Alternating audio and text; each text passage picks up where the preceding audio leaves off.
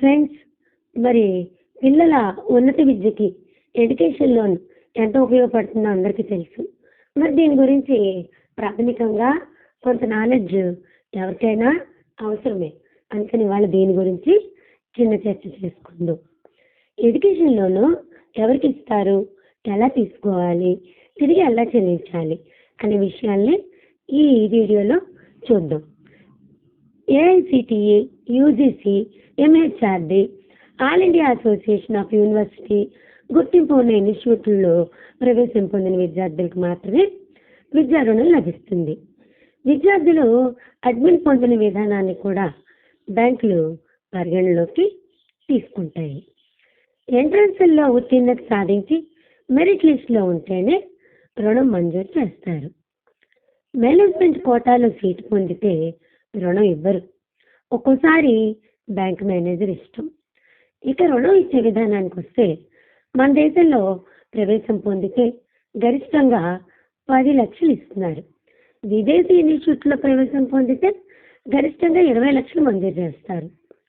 రుణ మొత్తం ఆధారంగా కొన్ని హామీ పత్రాలు బ్యాంకులు తీసుకుంటున్నాయి. 4 లక్షల వరకు ఎలాంటి హామీ అవసరం లేదు. 4 లక్షల నుండి 7.5 లక్షల వరకు తల్లిదండ్రుల హామీ, థర్డ్ పార్టీ గ్యారంటీ కూడా ఇవ్వాలి. 7.5 లక్షలకు మించిన రుణానికి కొల్లెటరల్ సెక్యూరిటీ ఇవ్వాలి. రుణ మొత్తంలో కొంత మార్జిన్ మనీ పేరుతో సొంతంగా సమకూర్చుకోవాలి. 4 లక్షల రుణం వరకు ఎలాంటి మార్జిన్ మనీ అవసరం లేదు.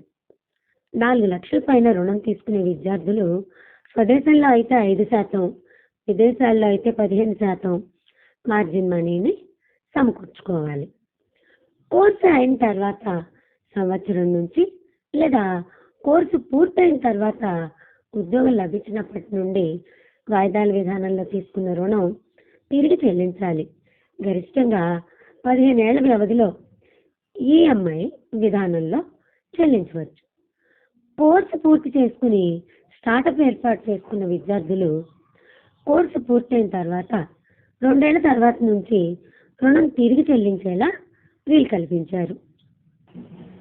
వడ్డీ రేట్లలో ముఖ్యంగా మహిళలకి 0.5% నుండి 1% వరకు రాయితీలు ఇస్తున్నారు.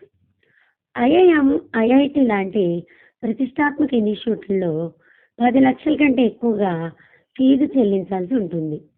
అటువంటి సందర్భంలో గరిష్ట రుణం పెంచే అవకాశం ఉంది. మంజూరైన విద్యా రుణం బ్యాంకులు నేరుగా ఇన్స్టిట్యూట్కి పంపుతాయి.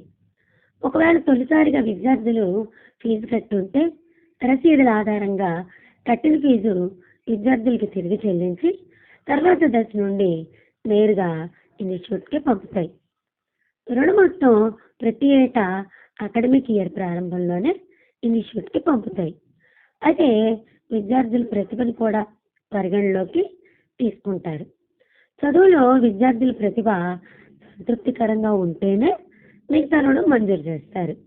ఇక దీనికి కావాల్సిన ధృవపత్రాల గురించి చూద్దాం. ప్రవేశ ధృవీకరణ పత్రం, అర్హతల సర్టిఫికెట్లు, తల్లిదండ్రుల ఆదాయ ధృవీకరణ, తల్లిదండ్రుల ఆదాయ స్థితిగతులు, బ్యాంక్ అకౌంట్ స్టేట్మెంట్లు, నివాస ధృవీకరణ, థర్డ్ పార్టీ ఆదాయం ధృవీకరణ, కోర్సు వ్యయానికి సంబంధించిన ఇన్స్టిట్యూట్ల నుంచి అధికృత లెటర్లు.